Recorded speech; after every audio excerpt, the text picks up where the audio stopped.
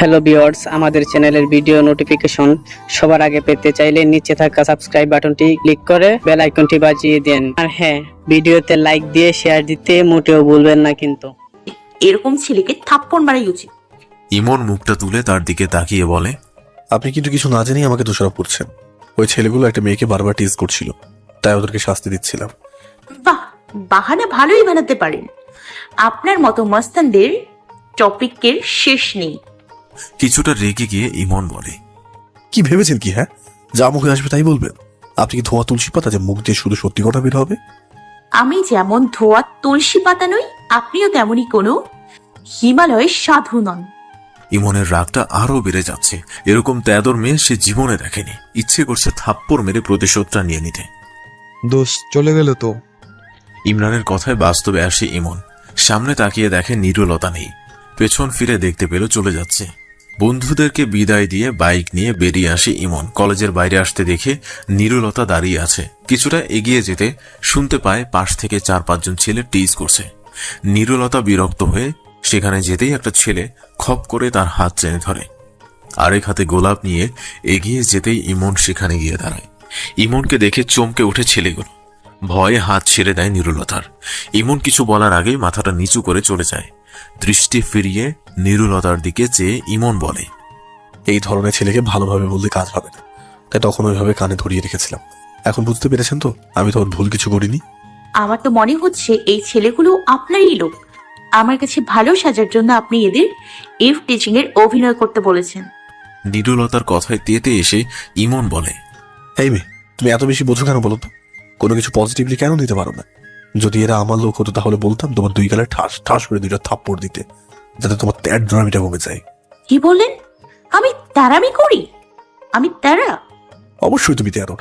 তেরোর উপরে কিছু থাকলে সেটাও তুমি। আমি তাদর হলে আপনি গুন্ডা, মস্তান, বদমাস। দেখো, আর একবার মস্তান বললে কিন্তু ভালো হবে না বলে দিলাম। কি করবেন আপনি? আপনার মতো মস্তানকে আমি ভয় পাই না। কথাটা বলতেই নিরুলতার হাত ধরে টেনে নিজের বুকে জড়িয়ে নেয় ইমন। জোর করে ঠোঁট বসিয়ে দেয় তার ঠোঁটে। অনেক চেষ্টা করেও ছড়াতে পারছে না নিরুলতা। কিছুক্ষণ পর ছেড়ে দিয়ে মুখে বাঁকা হাসি দিয়ে ইমন বলে, মাস্তানি করে তোমার ভেজে ঠোঁটে স্বাদ নিলাম। রাগে গজগজ করে ওঠে নিরুলতা। চোখ দুটো থেকে যেন আগুন বের হচ্ছে। দৃষ্টি দিয়ে বুঝি খেয়ে ফেলবে ইমনকে। ঠোঁট জোড়া মুছে রাগী স্বরে বলে, এটা তুই কি করলি? অস্তুন একদিন, আর আমার যতদিন লাগে। ধেয়ে আসে ইমনের দিকে, কিন্তু তাকে আর পায় কে? বাইক নিয়ে এতক্ষণে কলেজ ছেড়ে চলে গেছে। সরাসরি বাসার সামনে এসে বাইক থামায় ইমন। ভিতরে এসে আগে গোসলটা সেরে ফ্রেশ হয়ে নেয়। ফ্রিজে রাখা কিছু খাবার চুলোয় বসাতে ফোন বেজে ওঠে। এক হাতে ফোন রিসিভ করে দেখতে পায় অরিনের কল। মিষ্টি গলায় অরিন বলে, বাসায় পৌঁছেছো কখন? বাসে এসেছি তো ঘন্টা 2-এর মতো হবে। কেন বলতো? না, এমনি জানতে চাইলাম। কি করছো এখন? তোর হঠাৎ কি হয়েছে বলতো? শরীর টরীর খারাপ করছে নাকি? শরীর খারাপ করবে কেন? আমি সুস্থ আছি। সেটা খুবই ভালো কথা, কিন্তু তুই হঠাৎ আমাকে তুমি করে বলছিস কেন? হঠাৎ ইচ্ছে হলো তাই। শুনতে ভালো লাগছে না। সিরিয়াসলি, তোর মুখে তুমি শুনে নিজেকে মঙ্গল গ্রহের কোনো প্রাণী মনে হচ্ছে। আচ্ছা, বাদ দাও তো। কিছু খেয়েছো? ভালো কথা মনে করে দিয়েছিস। আমি তো ভুলে গিয়েছিলাম, চুলোর উপর রান্না বসিয়েছি। এখন একটু পরে কথা বলবো। ফোনটা কেটে তড়িঘড়ি করে রান্নাঘরে গেল ইমন। পোড়া পোড়া গন্ধ আসছে নাকে। খাবারগুলো মনে হয় সব পুড়ে গেল। বিছানায় হেলা দিয়ে বই পড়ছে ইমন। বইটা বন্ধ করে বালিশ টেনে ঘুমিয়ে পড়ে। ফোনের শব্দে ঘুম ভাঙতে দেখে সজীব ফোন করেছে। রিসিভ করে ঘুম জড়ানো কণ্ঠে ইমন বলে, বল। এই সন্ধ্যাবেলায় তুই ঘুমাচ্ছিস? বাসায় একা আছি। কেন, আঙ্কেল আন্টি কোথায় গেছে? আব্বু আম্মু আর বর্ষা নানু বাড়ি গেছে। তাহলে দোস্ত, আমি আসবো তোর বাসায়। আজ না, অন্য কোনো দিন। সজীব নিরাশ গলায় বলে, ওকে। আর কিছু বলবি? কালকে কলেজে গেলে সেখানেই কথা হবে। ওকে, বাই। ফোনটা রেখে আবার ঘুমিয়ে পড়ে ইমন। কিছুক্ষণ পর আবার ফোনটা বেজে ওঠে। এবার অরিন ফোন করেছে। বিরক্ত হয়ে সাইলেন্ট করে রেখে দেয় ফোনটা। পরের দিন সকালে ফ্রেশ হয়ে বাইক নিয়ে বেরিয়ে পড়ে। ফ্রিজে রাখার সব খাবার শেষ হয়ে গেছে। এখন নাস্তাটা বাইরে কোনো একটা হোটেলে করতে হবে তার। বাইক দাঁড় করিয়ে একটা হোটেলে নাস্তা করে নেয়। বাইরে এসে বাইকে চড়তেই পাশ দিয়ে একটা রিক্সা চলে যায়। এক পলকের জন্য নিরুলতাকে চোখে পড়ে। বাইক স্টার্ট দিয়ে রিক্সার পাশে চলে আসে। রিকশার ওপর থেকে ঘাড় ঘুরিয়ে পাশে তাকায় নিরুলতা। ইমনকে দেখে মুখ বাঁকা করে আবার অন্যদিকে তাকায়। রিকশাটার সামনে গিয়ে বাইক থামায় ইমন। চোখের সানগ্লাসটা নামিয়ে নিরুলতার কাছে গিয়ে বলে। রিক্সা থেকে নামো। রাগী স্বরে নিরুলতা বলে। রিক্সা থেকে কেন নামবো? একটা জরুরি কথা আছে, নামো তারপর বলছি। না, আমি নামবো না, যা বলার এখানেই বল। নিরুলতার হাত ধরে টেনে নামায় ইমন। তার কিছু বলার আগেই ইমন বলে। পিছনে তোমার যে আমার ফিতে খুলে অন্তর্বাস দেখা যাচ্ছে, বেঁধে নাও। লজ্জায় মুখটা কাঁচুমাচু করে ফেলে নিরুলতা। পিঠটা বাঁকা করে বুঝতে পারে ইমন সত্যি বলছে। লজ্জায় তার মুখটা লাল হয়ে গেছে। কি করবে এখন কিছুই মাথায় আসছে না।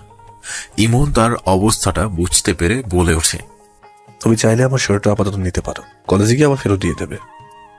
কিছু বলে না নিরুলতা। করুণ দৃষ্টিতে তাকায় ইমনের দিকে। টি শার্টের উপরে থাকা শার্টটা খুলে এগিয়ে দেয় ইমন। শার্টটা গায়ে দিতে ইমন বলে। আমরা যেহেতু একই কলেজে যাচ্ছি সেহেতু একসাথেই কিন্তু যেতে পারি, তাই না? মুখ দিয়ে বিড়বিড় করে কিছু বলে ওঠে নিরুলতা। পার্স থেকে রিকশার ভাড়া মিটিয়ে বাইকে উঠে বসে। কলেজ ক্যাম্পাসে আসতেই বন্ধুরা সবাই এগিয়ে আসে। অরিনকে উদ্দেশ্য করে ইমন বলে।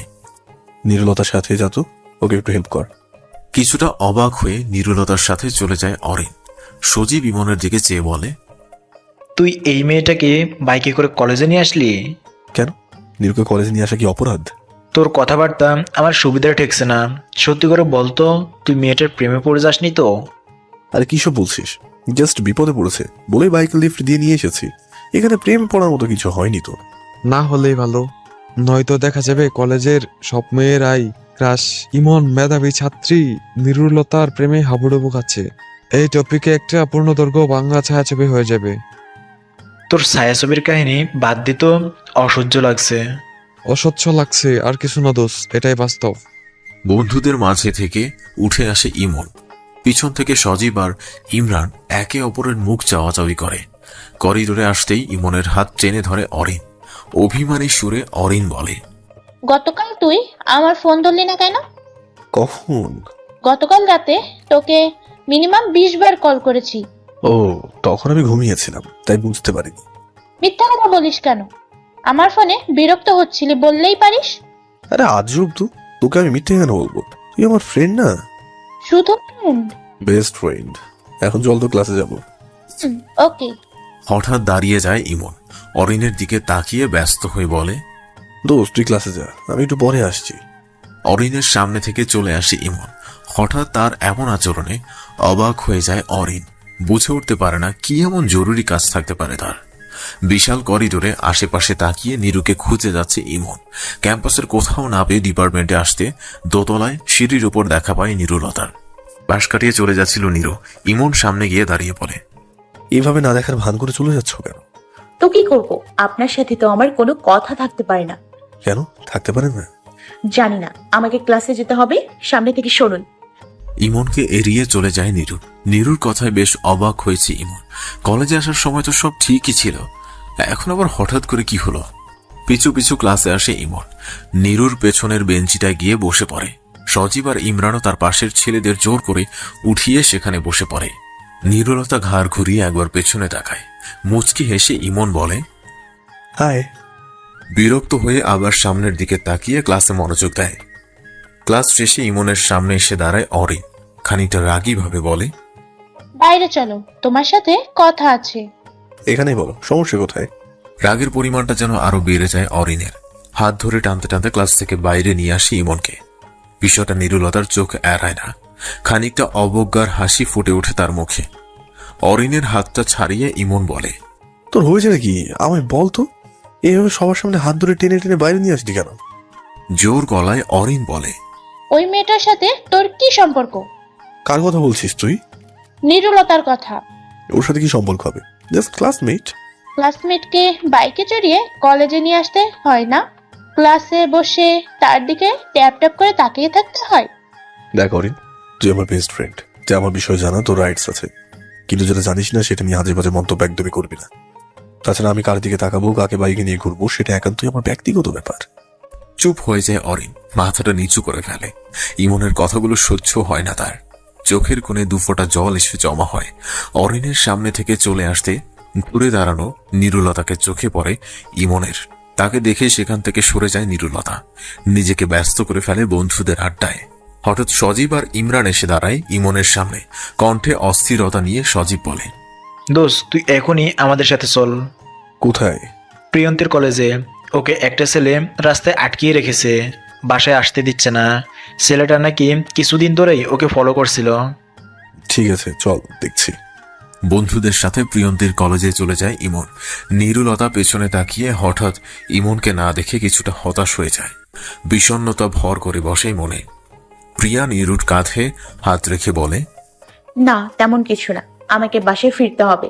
আসি, বাই, ভালো থাকো। বন্ধুদের মাঝ থেকে উঠে এসে আশেপাশে তাকিয়ে ইমনকে খুঁজতে থাকে নিরুলতা। কলেজ থেকে বেরিয়ে একটা রিক্সা করে চলে আসে বাসায়। প্রিয়ন্তীর কলেজের সামনে এসে দাঁড়িয়ে পড়ে ইমন। সামনেই কয়েকটা ছেলে বাইক থামিয়ে পথ আটকে রেখেছে প্রিয়ন্তীর। একটা ছেলে কড়াভাবে প্রিয়ন্তীর সাথে কথা বলছে। সজীব রেগে গিয়ে পাশে দাঁড়ায় প্রিয়ন্তীর। ছেলেটার দিকে তাকিয়ে রাগী গলায় বলে, কি সমস্যা? রাস্তায় দাঁড়িয়ে এভাবে ইপটিজিং করছেন কেন? বাসায় নিজের মা বোন নেই? বাইক থেকে নেমে সোজা হয়ে দাঁড়ায় ছেলেটা, আঙুল উঁচিয়ে বলে। ছেলেটার কথায় রেগে এসে তার কলার ধরে ইমন, কষিয়ে একটা থাপ্পড় বসিয়ে দেয় তার গালে। বাইক টোপকে রাস্তার ওপারে পড়ে যায়। পাশে থাকা তিনটা ছেলে ক্ষেপে উঠে এগিয়ে আসে তাদের দিকে, কষে লাথি বসিয়ে দেয় ইমন। বাকিগুলোর অবস্থা বেহাল করে দেয় সজীব আর ইমরান দুজন মিলে। হঠাৎ প্রথম ছেলেটা পেছন থেকে স্টিক দিয়ে আঘাত করে ইমনের মাথায়। মাটিতে পড়ে যায় ইমন। ইমরান স্টিকটা কেড়ে নিয়ে মারতে থাকে ছেলেটাকে, আধমরা করে ফেলে তাকে। মাথায় এক হাত দিয়ে উঠে ইমন থামতে বলে ইমরানকে। কাছে এসে ছেলেটাকে একটা লাথি মেরে বলে, মেয়েদেরকে সম্মান করতে শেখ, নইলে ভবিষ্যতের চেয়েও খারাপ অবস্থা হবে। মাথায় একটা কাপড় বেঁধে ইমনকে হসপিটালে নিয়ে যায় তার বন্ধুরা। মাঝ রাস্তায় জ্ঞান হারিয়ে ফেলে ইমন। জ্ঞান ফিরতে মাথায় ততক্ষণে ব্যান্ডেজ করা হয়ে গেছে, হালকা ব্যথা করছে সেখানটায়। ডাক্তারের দিকে চেয়ে বলে, বাসায় ফিরতে পারবো কখন? 2 দিন হসপিটালে পড়ে থাকতে পারবো না, আজকে বাসায় ফিরতে হবে আমাকে। আব্বা আম্মু দুশ্চিন্তা করবে। দোস্ত আঙ্কেল আন্টিকে আমি খবর দিচ্ছি, তুই একটু রেস্ট নে। খবর দিতে হবে না, আমি বাসায় ফিরবো। হসপিটাল থেকে বেরিয়ে আসলো ইমন। হঠাৎ তার মনে হলো নিরুলতা এসেছে এখানে। সজীবকে লক্ষ্য করে ইমন বলে, দোস্ত, নিরুকে খবর দিয়েছিস তোরা? না তো, আমরা 3 জন ছাড়া আর কেউ জানে না। তাহলে নিরু হসপিটালে কেন এসেছে? নিরু এখানে কেন আসবে? আর আসলেও আমরা দেখতে পেতাম। সজীবের কথায় চুপ হয়ে গেল ইমন। তাই তো, নিরু হলে তো তারাও দেখতে পেত। গাড়িতে উঠে বাসায় চলে আসে ইমন। বন্ধুদেরকে বিদায় দিয়ে বাসার দরজার সামনে এসে দাঁড়ায়। কলিং বেল চাপতেই কিছুক্ষণ পর ছোট বোন বর্ষা এসে দরজাটা খুলে দেয়। ফিসফিস করে ইমন বলে, আব্বু কোথায়? আব্বু তো ভেতরে, কিন্তু তোমার মাথায় ব্যান্ডেজ কেন? তেমন কিছু না, ছোট্ট একটা চোট লেগেছে। ভয়ে ভয়ে বাসার ভেতরে আসে ইমন। মনে মনে ভাবতে থাকে তার আব্বুর সামনে গিয়ে কি বলবে। সিঁড়ি দিয়ে নামতে নামতে রকিবউদ্দিন বলে, তোর মাথায় ব্যান্ডেজ লাগানো কেন? আমতা আমতা করে ইমন বলে, ছোটখাটো একটা বাইক অ্যাক্সিডেন্ট হয়েছে। বাইক অ্যাক্সিডেন্ট হয়েছে নাকি মারামারি করছিস? রাবেয়া তার ছেলের কাছে গিয়ে এগিয়ে গিয়ে বলে, আপনি একটু চুপ করেন তো। এমনিতে ছেলেটার মাথায় কত বড় আঘাত পেয়েছে, তার উপর আবার তাকে সন্দেহ করছেন। পানি চলে এসেছে রাবেয়ার চোখে। ইমনের দিকে তাকিয়ে মাথায় হাত রেখে বলে, ইস, কতখানি কেটে গেছে। আমাকে কষ্ট না দিলে তোর ভালো লাগে না? না, সব দোষ আসলে তোর বাবার। আমি আবার কি করলাম? আপনি তো বাইক কিনে দিয়েছেন, এই বাইকের কারণে আমার ছেলেটা আজ মরতে বসেছিল।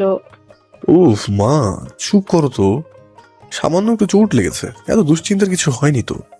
তুই বললি হলো, সামান্য চোট না কি সেটা তো দেখেই বোঝা যাচ্ছে। তুই রুমে যা, আমি তোর জন্য খাবার নিয়ে আসছি। রুমে এসে বিছানায় শুয়ে পড়ে ইমন। মাথাটা ব্যথা করছে তার। বর্ষা রুমে আসে। কথা বলতে ইচ্ছে করছে না ইমনের। চোখ দুটো বন্ধ করে ছোট করে বলে, কিছু বলবি? মাথায় কি অনেক ব্যথা করছে তোমার? হুম। অ্যাক্সিডেন্টটা হলো কিভাবে? এখন কথা বলতে ইচ্ছে করছে না, পরে এক সময় শুনিস। আচ্ছা। রাবেয়া খাবার হাতে রুমে প্রবেশ করে। ইমনের কপালে হাত দিয়ে তাপমাত্রা মেপে নেয় একবার। অনুনয় সুরে বলে, খাবারটা একটু খেয়ে নে, ভালো লাগবে। চোখ মেলে মুখটা হা করে ইমন। রাবেয়া হাতে খাবার নিয়ে খাইয়ে দেয়। অল্প কয়েক লোকমা খেতেই পানি খেয়ে নেয় ইমন। হাত নাড়িয়ে বলে, আর খেতে পারবো না, অনেক হয়েছে। রাবেয়া বর্ষার দিকে চেয়ে বলে, তোর ভাইয়ার ওষুধগুলো বের করে দে তো। ওষুধগুলো বের করে খাইয়ে দেয় ইমনকে। একটু পর সবাই চলে যেতে চুপটি করে বিছানায় শুয়ে পড়ে। দেখতে দেখতে 1 সপ্তাহ পার হয়ে যায়। 7 দিন ধরে কলেজে যায় না ইমন। বন্ধুরা বাসায় এসে কয়েকবার দেখে গেছে। আজ মোটামুটি সুস্থ, তাই কাঁধে ব্যাগ নিয়ে কলেজের উদ্দেশ্যে বের হয়েছে। কিন্তু বাইক ছাড়াই রিক্সা করে আজ কলেজ যেতে হবে। তার মা বাইকের চাবি লুকিয়ে রেখেছে। এই অবস্থায় সে বাইকে চড়তে দিবে না। বাসা থেকে কিছুটা দূরে রিক্সার জন্য দাঁড়িয়ে আছে। হঠাৎ তার সামনে একটা রিক্সা থেমে যায়। রিক্সার হুড নামাতেই নীরুকে দেখতে পায় সামনে। ইমনের দিকে তাকিয়ে নীরু বলে, রিক্সার জন্য অপেক্ষা করছেন? কিন্তু খালি রিক্সা পাচ্ছি না। আমরা তো একই কলেজে যাচ্ছি, একসাথে গেলে হয় না? মুচকি হেসে রিক্সায় উঠে পড়ে ইমন। মুখ ঘুরিয়ে নীরুর দিকে তাকিয়ে বলে, থ্যাঙ্কস। ধন্যবাদ দেওয়ার প্রয়োজন নেই। আপনি সেদিন আমাকে সাহায্য করেছিলেন, তাই আজ আমি আপনাকে সাহায্য করলাম। সাহায্যে কাটাকাটি। বাঁকা ঠোঁটে হেসে ইমন বলে, আমরা কি ফ্রেন্ড হতে পারি? না, ইমন খানিকটা অবাক হয়ে বলে, কেন? এমনি আপনার সাথে ফ্রেন্ডশিপ করতে মন চাইছে না। কণ্ঠে কিছুটা বিষণ্ণতা নিয়ে ইমন বলল। ও আচ্ছা। বাইরের দিকে তাকায় ইমন। পাশ থেকে নীরু আর চোখে দেখে ইমনকে। বিষণ্ণ চেহারা দেখে মায়া হয় নীরুর। খুব ইচ্ছে করে তার অভিমান ভাঙাতে, কিন্তু কোথায় একটা বাধা আছে। মনের কথাটা বলার সাহস কুলোচ্ছে না নীরুলতার। কলেজের গেটে আসতেই অরিন দৌড়ে আসলো। ইমনের হাত ধরে টানতে টানতে নিয়ে গেল ক্যাম্পাসে। পেছন থেকে অবাক নয়নে তাকিয়ে আছে নীরু, মুখে অবজ্ঞার হাসি।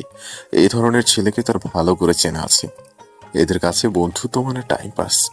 রিক্সার ভাড়া মিটিয়ে কলেজের ভিতরে চলে আসলো নীরু। দূর থেকে দেখলো অরিনের সাথে কথা বলছে ইমন। নীরুর কেন জানি ভিতর ভিতর একটু খারাপ লাগছে। মনে হচ্ছে কেউ আলপিন দিয়ে অতি যত্নে আঘাত করে যাচ্ছে হৃদয়ে। মুখ ঘুরিয়ে ক্লাসের দিকে গেল। অরিন আর ইমনের কথা বলার মাঝে ইমরান এসে দাঁড়ায়। শান বাঁধানো বেঞ্চিতে বসে বলে, কি অবস্থা তোদের? ভালোই। আর ওরেন, তুই কেমন আছিস? এতক্ষণ ভালোই ছিলাম, তুই আসার পর মুডটা খারাপ হয়ে গেল। মন খারাপ করে ইমরান বলে। ও সরি, আমি তাহলে আসছি, তোরা মজা কর। ইমরানের অবস্থা দেখে হাসি চাপিয়ে রাখতে পারে না ইমন। অরিনের সাথে হাত মিলিয়ে জোরে হেসে ওঠে।